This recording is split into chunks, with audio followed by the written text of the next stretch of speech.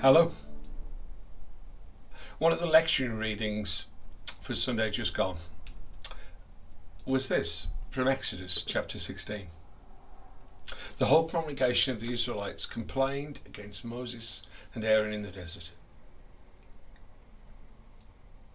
The Israelites said to them, "If only we died at the hands of the Lord in the land of Egypt, when we sat by flesh pots and ate our fill of bread, for you have brought us into this wilderness to kill the whole assembly with hunger."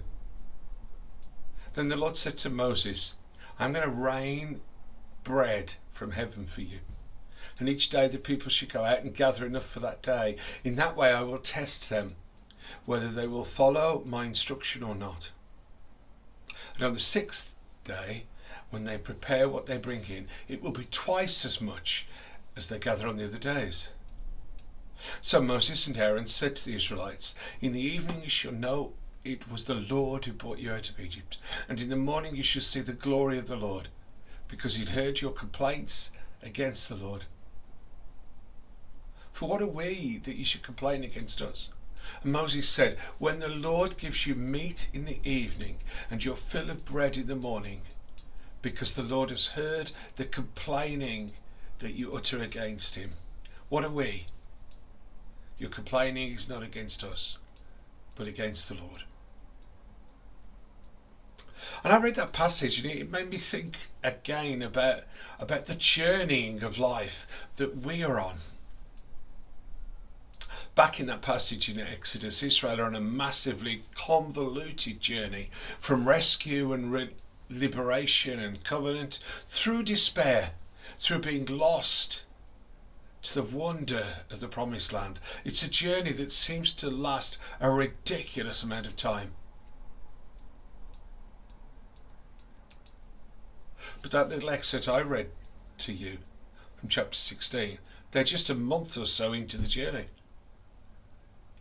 Just a month after leaving Egypt. Journeys are so difficult, aren't they? And anyone that's ever had a child in their car knows that phrase that they say over and over again when we're on a journey. Are we there yet? But no matter how young or old we are, we all still struggle with delays and the pace of progress, and especially when journeys are convoluted. We grow sad and anxious and we want to be there right now. The journey's boring, the journey's tragic, especially when it's slow.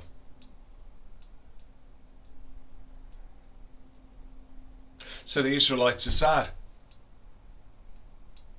And even though they're journeying to the promised land, all they can think about is the food they had in slavery. Rose-tinted glasses.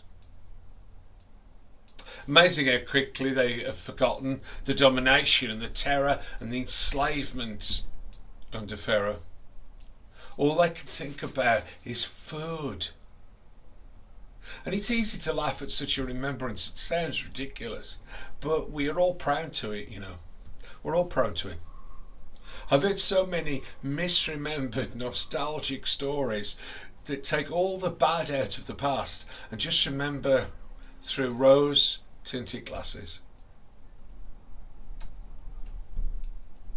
I've heard so many stories about life in post-war Britain that seem to have had all the negativity sucked out of them. There's no remembrance of rationing. There's no remembrance of the lack of opportunities for women, or the starkness of society back then. I guess people need to ditch the difficult in order to remember the good. We've all heard those stories too about church. I remember my first church as a Methodist minister being told about the church being packed full. The Sunday school having hundreds of children in it. And I thought then, what I think now, if those stories are true, where did everybody go? Have we misremembered the numbers, or did we have loads of people with a barely skin deep faith that as soon as the first frost of winter came, they died off. I know I've mixed all sorts of metaphors there, but I'm sure you know where I'm going. In the story from Exodus, God is patient, and he offers the Israelites regular food for the rest of their journey. But there are rules. They cannot hoard. They can only take what they need. And if you carry on reading, you find out that people still didn't follow the rules. They kept on grumbling, and they kept on taking more than they needed. Perhaps their real problem is unbelief in the God who's promised to be there in the journey and to take them on into the future. Folks, we're on a journey too, and we need to have faith in the God who is with us in the journey and leading us on to the future. I know it's painful right now.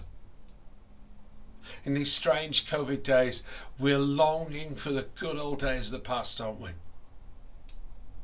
For the freedom to meet and travel and the blessing of being with friends and family without restrictions, the wonder of returning to church without a mask. We're longing for normal to come back, aren't we? But again, I think I need to say, even though I long for freedom to travel and I miss my family and my friends more than words could ever tell,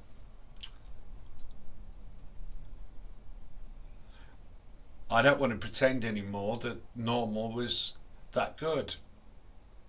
Because life before these COVID days was pretty dreadful for so many people in our society.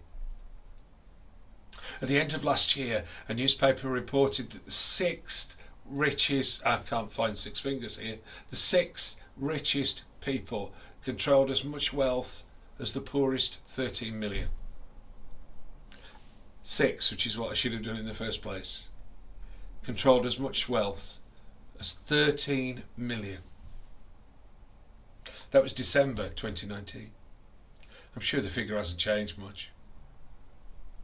As a nation, we seemed, even though that was true and all sorts of other inconsistencies and injustice were true, as a nation we found it so easy in the normal, in our news reports, in our newspapers, with our politicians, to blame the poor, those on benefits, immigrants and all sorts of other minorities for the reckless problems in our society.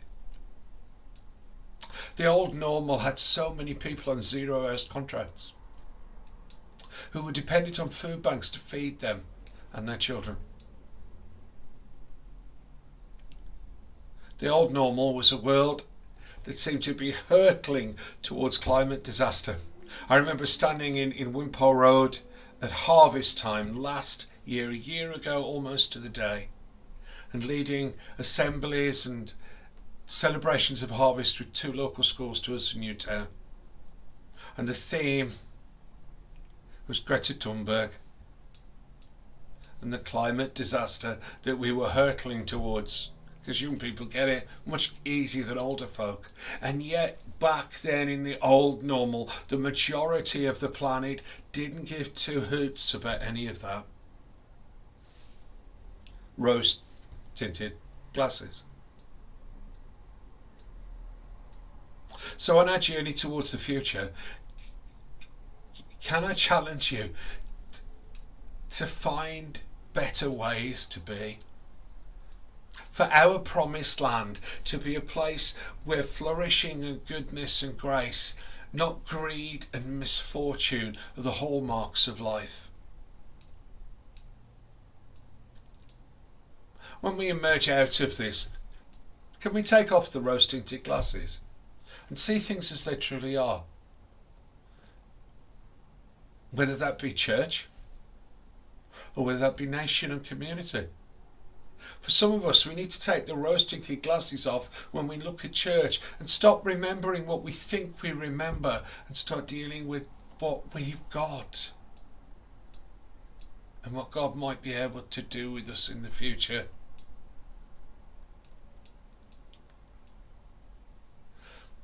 But lastly, journeys don't need to be depressing and sad.